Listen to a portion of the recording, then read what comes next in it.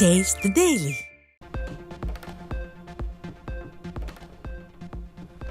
India Pakistan தாக்குதல் நிறுத்தத்தை உறுதிப்படுத்தினர் இந்திய வெளியுறவுத்துறை செயலாளர் மிஸ்ரி.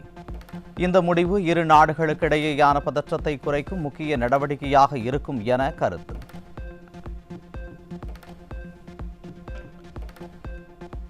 இந்தியா பாகிஸ்தான் இடையே துப்பாக்கி சண்டையும் ராணுவ நடவடிக்கையும் சனிக்கிழமை மாலை 5 மணியோடு நிறுத்தப்பட்டதாக வெளியுறவுத்துறை செயலாளர் விக்ரம் மிஸ்ரி பேட்டி. வரும் 12ஆம் தேதி இரு நாட்டு ராணுவ அதிகாரிகள் பேச்சுவார்த்தை நடத்துவார்கள் என அறிவிப்பு.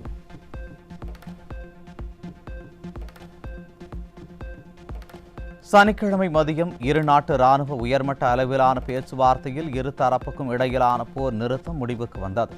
நிலம், வான், கடல் என அனைத்து தரப்பிலான தாக்குதல்களும் மாலை 5 மணி முதல் நிறுத்தம் என வெளியுறவுத்துறை செயலாளர் விக்ரம் மிஸ்ரி அறிவிப்பு. S-400 பிரம்மோஸ் ஏவுதள அமைப்பு உள்ளிட்டவற்றை தாக்கியதாக பாகிஸ்தான் பொய் தகவல்களை பரப்பியது. சண்டிகர் உள்ளிட்ட பல்வேறு இடங்களில் தாக்குதல் நடத்தியதாக பாகிஸ்தான் தெரிவித்தது அனைத்தும் பொய்யானது என கர்னல் சோஃபியா குரேஷி பேட்டி. இந்தியா மதசார்பற்ற நாடு, எந்த மதத்தையும் குறிவைத்து எப்போதும் தாக்குவதில்லை. மசூதிகளை இந்தியா தாக்கியதாக பாகிஸ்தான் ராணுவம் வதந்திகளை பரப்பியது என விங் கமாண்டர் வியோமிகா சிங் பேட்டி.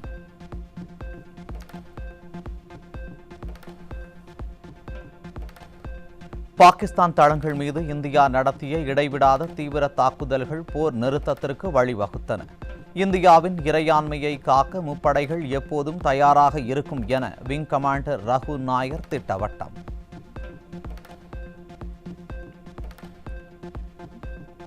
இந்தியா பாகிஸ்தான் தாக்குதல் நிறுத்தத்திற்கு எந்த முன்பின் நிபந்தனைகளும் விதிக்கப்படவில்லை. தாக்குதலை நிறுத்த வேண்டுமென பாகிஸ்தான் தரப்பில் இருந்தே கோரிக்கை விடுக்கப்பட்டது என இந்திய வெளியுறவுத்துறை அறிவிப்பு.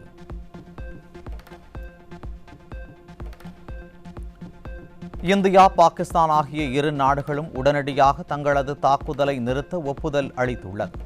அமெரிக்க அதிபர் டொனால்ட் ட்ரம்ப் அறிவிப்பு.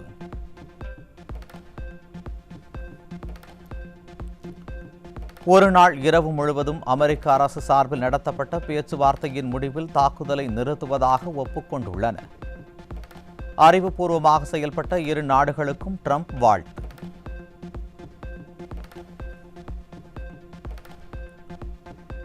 கடலூர் மாவட்டம் சிதம்பரம் பகுதி வாழ் மக்களின் அடிப்படை மற்றும் அத்தியாவசிய தேவைகள் நிறைவேற்றப்படாததை கண்டித்து ஸ்டாலின் மாடல் அரசை கண்டித்து வரும் 15ஆம் தேதி மாபெரும் கண்டன ஆர்ப்பாட்டம்.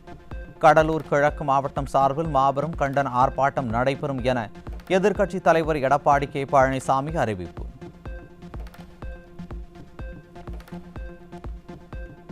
முன்னாள் முதல்வர் எடப்பாடி கே பழனிசாமியின் பிறந்த நாளை முன்னிட்டு நாமக்கல் அடுத்த நைனாமலை பொன் வரதராஜ பெருமாள் கோவிலில் முன்னாள் அமைச்சர் தங்கமணி சிறப்பு வழிபாடு. பொதுமக்களுக்கு அன்னதானம் வழங்கியதுடன் பேருந்து நிலையத்தில் நீர்மோர் பந்தலை திறந்து வைத்தார்.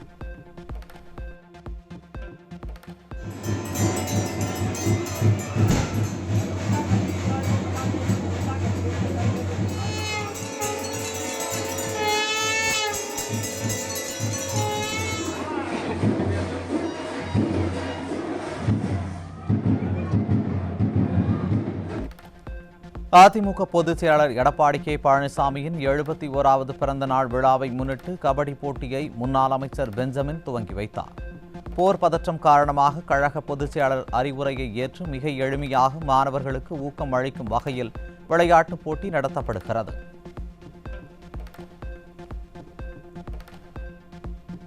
போர் பதற்றம் காரணமாக பஞ்சாப் மாநிலத்தில் தவித்த தமிழக மாணவர்கள் 12 பேரை சொந்த மாவட்டங்களுக்கு அனுப்பி வைக்காமல் அலைக்கழித்த விடியா ஸ்டாலின் அரசு. விமான டிக்கெட், வாகன வசதி செய்து தராமல் திராவிட மாடல் அரசு வஞ்சித்து விட்டதாக நாமக்கல், திருச்சி உள்ளிட்ட 6 மாவட்ட மாணவர்கள் குற்றச்சாட்டு.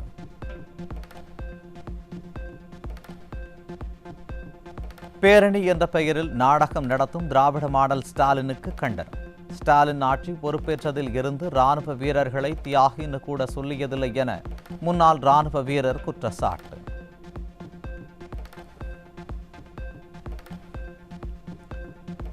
விழுப்புரம் மாவட்டம் செஞ்சி அருகே 15 வயது சிறுமியை கூட்டு பாலியல் வன்கொடுமை செய்த வழக்கில் தந்தை மற்றும் 4 சிறார்கள் உட்பட 6 பேர் கைது. விடியா திமுக ஆட்சியில் நாள்தோறும் சிறுமிகள் பாலியல் வன்முறைக்கு உள்ளாகி வருவதை தடுக்க அப்பா ஸ்டாலின் எப்போது துருப்பிடித்த இரும்பு கரத்தை எடுப்பார் என மக்கள் ஆவேச கேள்வி. திண்டுக்கல் மாவட்டத்தில் 3 சிறுமிகளிடம் பாலியல் அத்துமீறலில் ஈடுபட்ட 2 போக்சோவில் சிக்கினார். பச்சிளம் குழந்தைகள் மற்றும் பெண்களுக்கு பாதுகாப்பு அளிக்க முடியாத விடியா திமுக அரசு இருந்து என்ன பயன் என மக்கள் கேள்வி.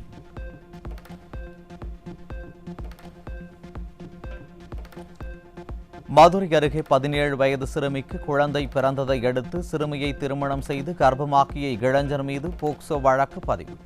சிறுமி திருமணமாகி பிரசவிக்கும் வரை ஸ்டாலின் மாடல் அரசின் சமூக நலத்துறை கும்பகர்ண தூக்கத்தில் இருந்ததா என மக்கள் கேள்வி. சென்னை பல்லாவரம் அருகே 13 வயது சிறுமியை பாலியல் வன்கொடுமை செய்த வழக்கில் 7 சிறுவர்கள் உட்பட 12 பேர் பிடிபட்ட அவலம். தலைநகரிலேயே சிறுமிகள் குழந்தைகளுக்கு நடைபெறும் பாலியல் வன்கொடுமைகளை தடுக்காமல் சாதனை என விளம்பரப்படுத்திக் கொள்ள ஸ்டாலினுக்கு வெட்கமாக இல்லையா என மக்கள் கேள்வி.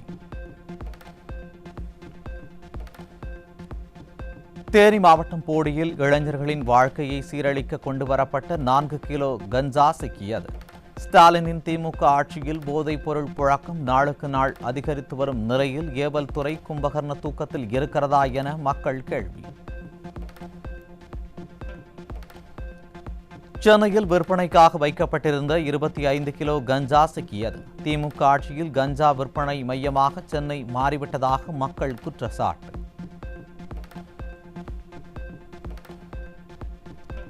கர்நாடக மாநிலம் பெங்களூருவில் இருந்து வேளாங்கண்ணிக்கு 10 லட்சம் ரூபாய் மதிப்பிலான புகையிலை பொருட்களை கடத்தி வந்த 3 பேர் பிடிபட்டனர்.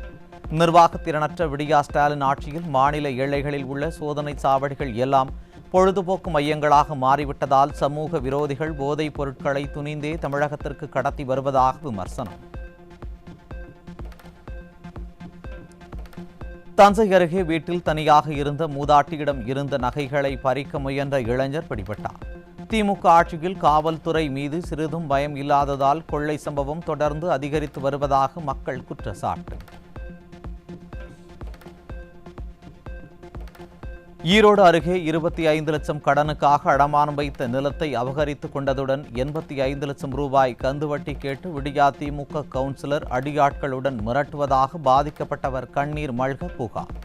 நில அபகரிப்பு, ரவுடிசம், கட்ட பஞ்சாயத்து என சொந்த கட்சியினர் செய்யும் அட்டூழியங்களை கூட தடுக்க முடியாமல் ஸ்டாலின் திறனற்று இருப்பதாக மக்கள் குற்றச்சாட்டு. நான் பணம் வாங்கணுமான இல்லைன்னு சொல்லிங்க, நான் வாங்கணுமான கொடுத்துட்றேன். 13 லட்ச ரூபா, அதுக்கு 2 ரூபா வட்டி போட்டு 32 லட்ச ரூபா வருது. 6 வருஷம் 4 மாதம் அதுக்கு நான் வட்டி போட்டு கொடுத்துட்றேன் அப்படின்ட்டுங்க. இல்லை 80 லட்ச ரூபா தான் கொடுத்தா தான் நான் காலிமே பணம் திருப்பி கொடுப்பேன், இன்னும் சொத்து தரமாட்டேன் அப்படின்னு சொல்லி மிரட்டுறேன் அப்படிங்க. திருவாரூர் மாவட்டம் திருத்துறைப்பூண்டி அருகே கந்துவட்டி கொடுமையால் இளைஞர் தற்கொலை. ஸ்டாலினின் திமுக ஆட்சியில் நாள்தோறும் அதிகரித்து வரும் கந்துவட்டி கொடுமையால் அப்பாவி மக்கள் உயிரை இழக்கும் கொடுமை. கள்ளக்குறிச்சி மாவட்டம் உளுந்தூர்பேட்டை அருகே ஆடு மேய்த்துக் கொண்டிருந்த மூதாட்டியை தாக்கி நகையை கொள்ளையடித்து சென்ற மர்ம நபர். திமுக ஆட்சியில் காவல்துறை மீது சிறிதும் பயம் இல்லாததால் நகை பறிப்பு சம்பவம் தொடர்ந்து அதிகரித்து வரும் அவலம். கேரளாவில் நடப்பாண்டு முன்கூட்டியே தென்மேற்கு பருவமழை தொடங்குகிறது என இந்திய வானிலை ஆய்வு மையம் கணிப்பு. வழக்கமாக ஜூன் 1ஆம் தேதி தொடங்கும் பருவமழை 2025ஆம் ஆண்டில் மே 27ஆம் தேதியே தொடங்கும் என்றும் இந்த ஆண்டு இயல்பை விட அதிக மழைப்பொழிவு இருக்கும் எனவும் எதிர்பார்ப்பு.